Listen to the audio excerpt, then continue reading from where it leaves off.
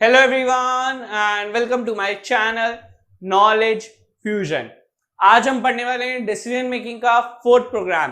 तो जिन लोगों ने प्रीवियस प्रोग्राम्स की वीडियोस नहीं देखी थी, ऊपर आई बटन दिख रहा होगा, उसे क्लिक कर दें, वहां से प्लेलिस्ट खुल जाएगी, आप उसे वहां से देख सकते हैं। तो आज का क्वेश्चन जो हम पढ़ने वाले हैं वो ये है कि write a program to input three sides of a triangle. हमें यूजर से एक ट्राइंगल की थ्री साइड्स इनपुट करानी है and then check and print whether it is equilateral, isosceles और scalene triangle। तो आइए इसे समझते हैं कैसे हम इस प्रोग्राम को जावा की हेल्प से सॉल्व करेंगे।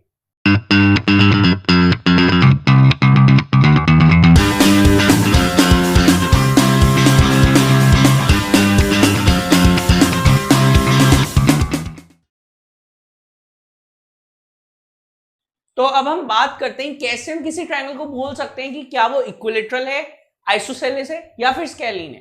तो हर ट्रायंगल की अपनी एक प्रॉपर्टी होती है। जैसे हम बात करें इक्विलेटरल ट्रायंगल की तो उसमें तीनों साइड्स इक्वल होती हैं, ठीक है। अगर हम आइसोसेलेस की बात करें तो उसमें कोई दो साइड्स इक्वल होती हैं। अगर हम स्केलिन की बात करें तो उसमें तीनों साइड्स में से कोई भी साइड इक्वल नहीं होती, सारी अनइक्वल होती है। ये हर ट्रायंगल की अपनी एक अलग प्रॉपर्टी है। इन्हीं प्रॉपर्टीज को हमें चेक करना है। जो कंडीशन आपकी सेटिस्फाई बैठ जाए वहीं पे आप बोल सकते हैं कि ये ट्राइंगल इक्विलेटरल है या ये ट्राइंगल आइसोसेलेस है या फिर ये ट्राइंगल स्केलिन है।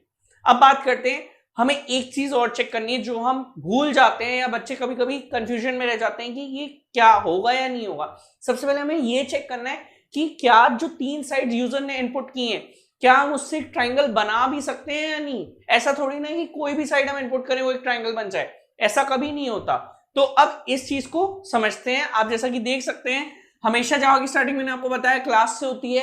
क्लास को एक पर्टिकुलर नाम दिया जाता है जो आपके प्रोग्राम को डिफाइन करता है, आपके प्रोग्राम को एक्सप्लेन करता है।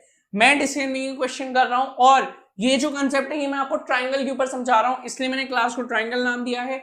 ये नाम पूरा आप पे डिपेंड करता है, आप इसे कुछ भी दे सकते हैं। इसके बाद मैंने लगा दिया कर्ली ब्रेस। कर्ली ब्रेस लगाने के बाद मैंने अपना मेन फंक्शन लिखा है।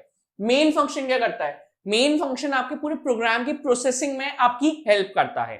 मेन फंक्शन लिखने के बाद मैंने लिखा हुआ है डबल डबल S2 और डबल S3। अब इसका क्या मतलब है? उसमें क्वेश्चन में पहली लाइन दी हुई थी दैट कि आपको थ्री साइड्स यूजर से इनपुट करानी है, ठीक है। तो S1, S2 और S3 ये तीन साइड्स हैं जो मैं यूजर से इनपुट कराऊंगा। इन तीनों की वैल्यू कौन इनपुट करेगा? यूजर इनपुट करेगा, ठीक है।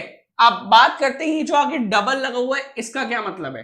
डबल का मतलब है कि आप S1, S2 और S3 इसके अंदर आप डेसिमल वैल्यू ही स्टोर कर सकते हो। कोई इंटीजर वैल्यू नहीं, कोई करेक्टर वैल्यू नहीं, कोई स्ट्रिंग वैल्यू नहीं, कोई वैल्यू इंपुट नहीं कर सकते। आप सिर्फ डेसिमल वैल्यू ही इंपुट कर सकते हो। पर अगर आप इंटीजर वैल्यू इंपुट करोगे तो भी ये एक्सेप्ट कर लेगा। ऐसा क्यों? देखिए, आपका जो नंबर 8, 7, 5, 4 कोई भी अगर आप नंबर लेते हो ये सारे इंटीजर्स हैं। पर अगर इसके आगे मैं 0 लिख दूं तो आपके लिए तो ये इंटीजर ही रहेगा।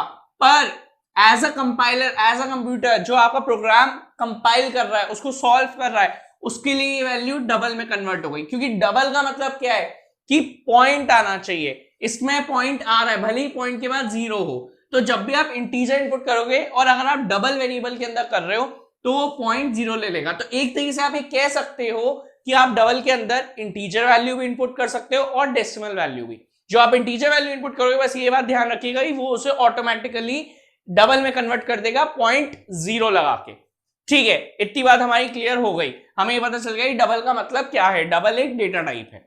अब इसके बाद हमने लगा दिया कर्ली ब्रेस। यहां तक हमारा स्टेप 1 कंप्लीट हो गया, ठीक है। स्टेप 1 जब हमारा कंप्लीट हुआ, मैं हर प्रोग्राम में बोलता हूं कि अब हम स्टेप 2 करने वाले हैं। स्टेप 2 में क्या करते हैं? हम वो वेरिएबल्स लेते हैं जो हमारे प्रोग्राम को सॉल्व करने में हमारी हेल्प करते हैं। पर डिसीजन मेकिंग के कुछ क्वेश्चंस में क्या होता है कि हमें किसी वेरिएबल की जरूरत नहीं होती। जैसे कि ये प्रोग्राम है, इसमें हमें किसी वेरिएबल की जरूरत नहीं है, तो हमने वो जो पार्ट है वो हटा दिया, वो ओमिट कर दिया। हमें सेकेंड पार्ट की जरूरत ही नहीं है। हम सीधा third part that is the solving पे आ जाते हैं कि हमें अब सीधा प्रोग्राम को सॉल्व करना है। तो अब बात करते हैं, जो मैंने आपसे पॉइंट बोला था कि कैसे आप चेक करेंगे कि जो तीनों साइड्स इनपुट हुई हैं क्या वो एक ट्राइंगल है भी या नहीं। तो उसकी एक बहुत सिंपल सी कंडीशन है। आपकी जो भी ट्राइंगल है, मान लीजिए S1, S2, S3। ठीक है, मैं इसको रब कर देता हूं। अब बात करते हैं S1 plus S2 is greater than S3। कैसे आप कह सकते हैं कि ये तीनों मिलके एक ट्राइंगल बना सकते हैं? किसी भी दो साइड्स का जो सम है वो थर्ड साइड से बड़ा होना चाहिए, यानी S1 प्लस S2 बड़ा होना चाहिए S3 से, S1 प्लस S2 बड़ा होना चाहिए S3 से, S2 और S3 बड़े होने चाहिए S1 से, और S1 और S3 बड़े होने चाहिए S2 से। इनका जो सम है वो बड़ा होना चाहिए थर्ड साइड से। ठीक है, और इन तीनों के बीच में मैंने लगाया हुआ है एंड। इसका मतलब क्या है? इसका मतलब है एंड। ये एंड मैंने क्यों लगाया है? इसका मतलब ये है कि ये तीनों कंडीशंस जब सेटिस्फाई करेंगी, जब ये तीनों कंडीशंस ट्रू होंगी, तब आप कह सकोगे कि हाँ, ये मेरी जो इफ की पूरी इतनी बड़ी जो कंडीशन लिखी हुई है, ये कंडीशन मेरी सही है, ये वैलिड है, अब मैं इसके अंदर आगे जा सकता हूं। अगर इन तीनों में से एक भी कंडीशन फॉल्स हो गई तो आपकी ये जो पूरी इफ की कंडीशन है ये फॉल्स हो जाएगी और आप इफ के अंदर एंटर नहीं कर पाओगे।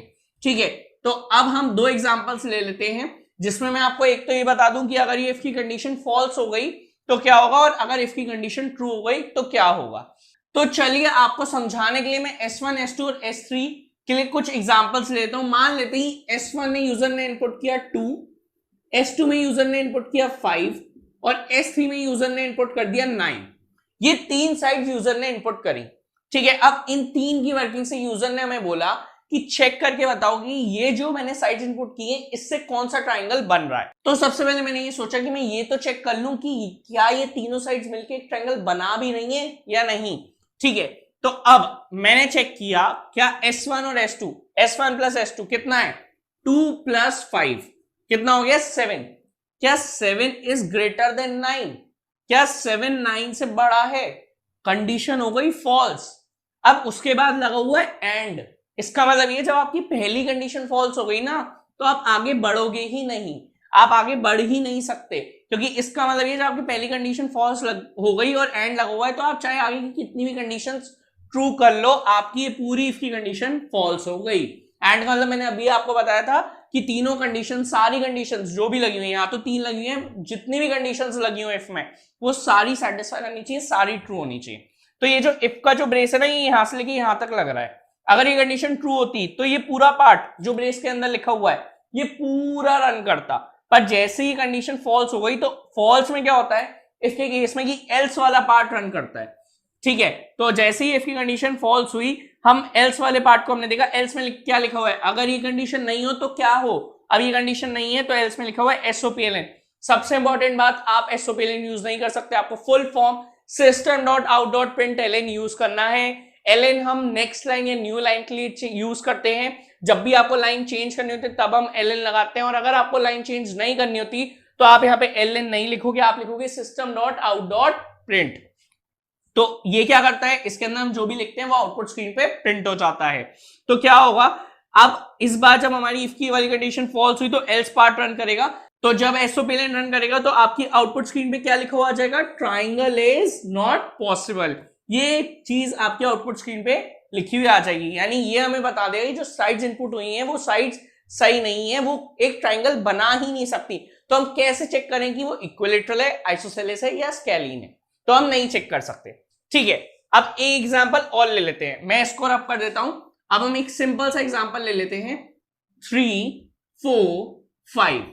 ठीक है, एक सिंपल सा एग्जांपल ले लिया हमने। अब चेक करते हैं 3 प्लस 4, S1 और S2 चेक करना है ना हमें, S1 प्लस S2, तो 3 प्लस 4 कितना हो जाएगा 7। 7 is greater than S3, 7 is greater than 5, condition true है। अब S2 प्लस S3 चेक करेंगे, S2 क्या है आपका 4, S3 क्या है 5। 9 इज ग्रेटर देन 3, S1 3 है ना, तो 9 is greater than 3, condition true है। लास्ट कंडीशन पे है S1 प्लस S3, S1 क्या है 3, S3 क्या है 5, तो 3 प्लस 5 कितना हो गया, 3 प्लस 5 हो गया 8। क्या 8 इज ग्रेटर देन 4, कंडीशन हो गई ट्रू। जब हमारी तीनों कंडीशंस ट्रू हुई, ये हमारी तीनों कंडीशंस ट्रू हुई, यानी आपकी इफ की जो पूरी कंडीशन है ये पूरी कंडीशन ट्रू हो गई, तो ये जो ब्रेस लगे हुए हैं अब ये पूरा पार्ट रन करेगा। ठीक है, अब हम इसके अंदर आएंगे। अब हम हर ट्राइंगल की पर्सनल प्रॉपर्टी लगाएंगे। कि इक्विलेटरल की अपनी क्या प्रॉपर्टी होती है, आइसोसेलेस की अपनी क्या होती है और स्केलीन की अपनी क्या होती है।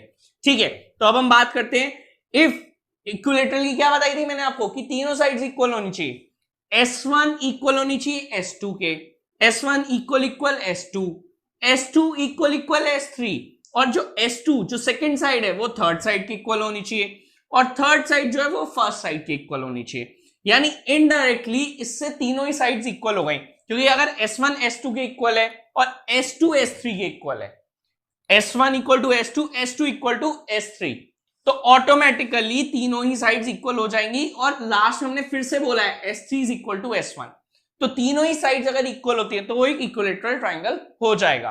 तो अब हम चेक करते हैं S1 इक्वल 3, क्या 3 इक्वल इक्वल S2 क्या है 4, क्या 3 इक्वल इक्वल 4 है, कंडीशन हमारी फॉल्स हो गई। कंडीशन फॉल्स हो गई तो हम आगे चेक ही नहीं करेंगे, क्योंकि क्या लगा हुआ है, एंड लगा हुआ है। इक्विलेटरल में तीनों ही कंडीशन सेटिस्फाई होना बहुत जरूरी है, क्योंकि तीनों ही साइड्स इक्वल होती हैं। एक भी साइड अगर अनइक्वल होगी तो वो इक्विलेटरल ट्रायंगल नहीं कहलाएगा। तो सबसे पहले हम इक्विलेटरल की प्रॉपर्टी चेक करते हैं, तो ये कंडीशन हो गई हमारी फॉल्स। अब हम आ जाएंगे नेक्स्ट लाइन पे। ठीक है, अब इफ की वाली कंडीशन फॉल्स हुई तो इसका जो नेक्स्ट स्टेप है वो रन नहीं करेगा। अब हम आ जाएंगे एल्स इफ पे। इसका मतलब क्या होता है कि अगर ये नहीं तो एल्स इफ, मतलब ये नहीं तो अब और क्या हो सकता है। तो अब ये नहीं है तो एल्स इफ में क्या लिखा हुआ है, S1 इक्वल इक्वल S2। अब आइसोसेलेस के लिए चेक कर रहे हैं, ये आइसोसेलेस की क्या प्रॉपर्टी होती है कि कोई भी दो साइड्स हमें इक्वल मिल जाए हमें काम चल जाएगा। तो अब हम कोई भी दो साइड्स ढूंढेंगे, S1 इक्वल इक्वल S2 हो, S2 इक्वल इक्वल S3 हो, S3 इक्वल इक्वल S1 हो। अब बच्चे ही बोलेंगे कि ऊपर वाली कंडीशन और नीचे वाली कंडीशन तो सेम है, फर्क क्या है, इक्विलेटरल की भी वही है, आइसोसेलेस की भी वही है, पर ध्यान से देखो फर्क है। फर्क पता है क्या है, ये फर्क है, ये जो दो साइंस लगे हुए हैं ना, ये फर्क बताते हैं हमें, ये फर्क है। ये जो साइंस है ना ये आपको बता रहे हैं कि इन साइंस को बोलते हैं और का मतलब क्या होता है, ये तो पता चल गया कि इसको और बोलते हैं। इसका मतलब क्या है, यानी कि इसका मतलब है चाहे ये चाहे ये चाहे ये तीनों में से अगर एक भी कंडीशन ट्रू हो जाए और बाकी सारी फॉल्स हो जाए, हमें कोई मतलब नहीं है, हम इस पूरी कंडीशन को ट्रू मान लेंगे। और हम कहां यूज करते हैं, जहां हमें सिर्फ एक से मतलब हो, एंड हम कहां यूज करते हैं, जहां हमें सबसे मतलब हो। ठीक है, तो जब हमें किसी एक से मतलब हो तब हम करेंगे यूज और जहां हमें सबसे मतलब हो वहां हम यूज करेंगे एंड। ठीक है, तो S1 इक्वल इक्वल S2, अगर S1 इक्वल इक्वल S2 है तो बाकी को जान दो साइड में, हमारा काम हो गया। S1 क्या है 3 है, S2 क्या है 4 है, 3 equal equal 4, condition true condition false, इसको हटा दो साइड में, क्योंकि आगे क्या लगा हुआ है, और लगा हुआ है। अभी आगे देखते हैं कोई और मिल गया तो भी काम हो जाएगा। अब बात करते हैं S2 की, S2 क्या है 4, S3 क्या है 5, 4 इक्वल इक्वल 5, कंडीशन ट्रू है कंडीशन फॉल्स, इसको भी हटा दो साइड में। अभी आगे और देखते हैं।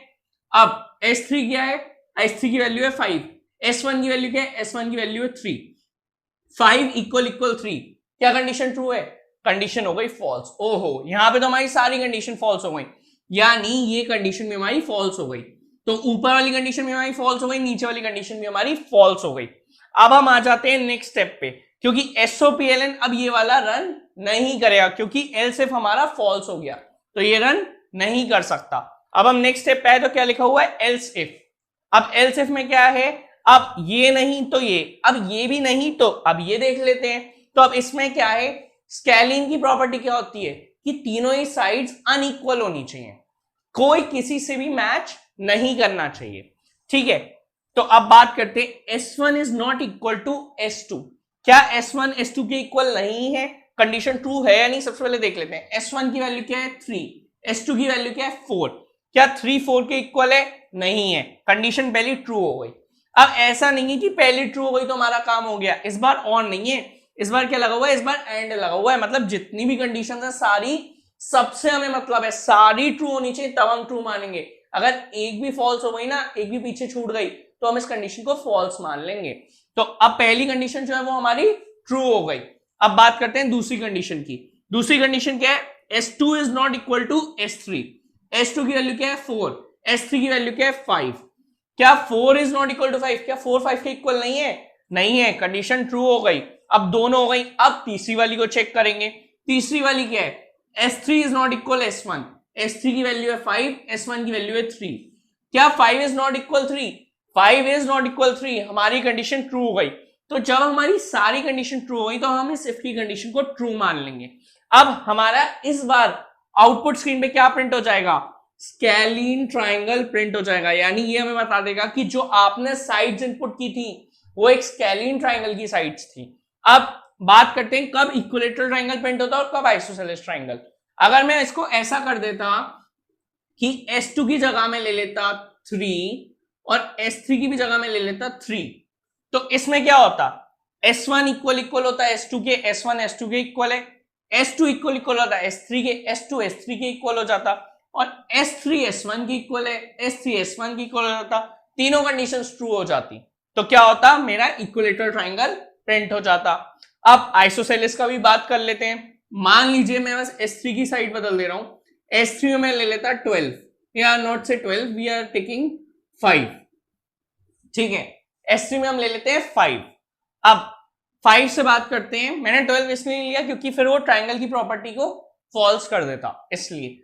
अब 5 जो है वो सेटिस्फाई कर रहा है, ये इसको सेटिस्फाई कर रहा है, ठीक है। अब बात कर लेते हैं कि अब क्या होगा। अब हम चेक करेंगे क्या S1 इक्वल इक्वल है S2, क्या S1 S2 के इक्वल है, 3 इक्वल टू 3, कंडीशन ट्रू। पहली कंडीशन ट्रू हुई, बाकी सबको साइड में जान दो। हमारा काम हो गया, प्रिंट हो गया आइसोसेलेस ट्राइंगल, आगे चेक करने की जरूरत ही नहीं है। अगर ये कंडीशन फॉल्स होती तो हम इसको साइड में हटाते, आगे चेक करते, पर जब हमारी ये ट्रू हो गई तो हमने आगे ये सारी कंडीशन को साइड में हटा दिया। हमने कहा हम इससे काम चला लेंगे। तो और में यही फायदा होता है, उसे जहां अपना मतलब मिल जाता है वो बाकी सबको पीछे छोड़ के अपना फाइनल आंसर प्रिंट कर देता है। तो ये सारी ट्रिक्स थी या ये सारी कंसेप्ट्स थे जो हमें ट्राइंगल के बारे में पता होने चाहिए जब भी हम ट्राइंगल के ऊपर कोई भी क्वेश्चन सॉल्व कर रहे हो। So that's it for the day. ये कंप्लीट एक्सप्लेनेशन था डिसीजन मेकिंग के 4th क्वेश्चन पे, दैट इज कि हमारा ट्राइंगल इक्विलेटरल होना चाहिए, आइसोसेलेस या फिर स्केलिन। तो आइए अब इसे प्रैक्टिकली देखते हैं। तो जैसा कि आप देख सकते हैं जो प्रोग्राम मैंने अभी आपको एक्सप्लेन किया था उसका पूरा कोड मैंने यहाँ लिखा हुआ है। सबसे पहले हम इस कोड को कंपाइल करेंगे। कंपाइल करने के बाद देखिए लिखा हुआ आ गया class compiled no syntax error, यानी ये जो प्रोग्राम हमने बनाया ये पूरा ठीक है, इसमें कोई भी एरर नहीं है। अब हम इसे क्लोज कर देंगे। क्लोज करने के बाद अब हम इसका ऑब्जेक्ट क्रिएट करेंगे। ऑब्जेक्ट किस लिए क्रिएट किया जाता है? ताकि हम इस प्रोग्राम को, इस फंक्शन को कॉल करा सकें। अब हम इसे कॉल कराएंगे। तो कॉल कराते टाइम हमें क्या करना है? हमें 3 साइड्स इनपुट करनी है। तो लेट्स से मैं जो 3 साइड्स इनपुट कर रहा हूं वो है 2, 5 एंड 9। यही मैंने आपका एग्जाम्पल अभी आपको एक्सप्लेन किया था। तो देखते हैं कि क्या आउटपुट आता है। तो इससे आउटपुट आया ट्राइंगल इज नॉट पॉसिबल, क्योंकि ये जो 3 साइड्स थी ये प्रॉपर सेटिस्फाई नहीं कर रही थी ट्राइंगल की प्रॉपर्टी को। अब देखते हैं नेक्स्ट एग्जांपल जिसमें हम ये देखेंगे क्या कोई ट्राइंगल इक्विलेटरल है या नहीं।